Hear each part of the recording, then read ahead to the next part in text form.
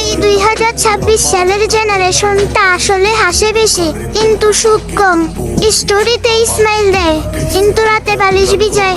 আমরা এমন একটা সময় বড় হচ্ছে যেখানে আমরা ভালো আছি এই মিথ্যা কথাটা সবচেয়ে বেশি বলা হয়। বন্ধুদের সাথে হাসি, আড্ডা, রিলস সবকিছুই ঠিক আছে, কিন্তু ভিতরে ভিতরে প্রতিটা মানুষ নিজের সাথে যুদ্ধ করছে। কারো টাকা নেই, কারো ভালোবাসা নেই, কারো পরিবার বোঝে না, আর কেউ কেউ সবকিছু থাকা সত্ত্বেও শান্তি পায় না। এই জেনারেশনের সবচেয়ে বড় কষ্ট কি জানো? আমরা কাউকে বলতে পারি না আমি ঠিক নেই, কারণ সবাই ভাবে আমরা শুধু নাটক করি। ভালোবাসা এখন এটা একটা গেম, যে বেশি কেয়ার করে সে বেশি ঠকে যায়। বিশ্বাস এটা এখন একটা রিস্ক, যে বিশ্বাস করে সেই সবচেয়ে বেশি ভেঙে পড়ে।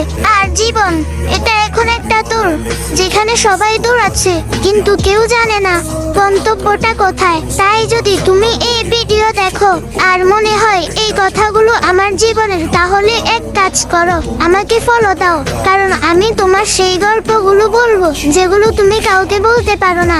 আর হ্যাঁ, মনে রেখো তুমি একা না এই লড়াইটাতে, আমরা সবাই একসাথে লড়ছি এই লড়াই।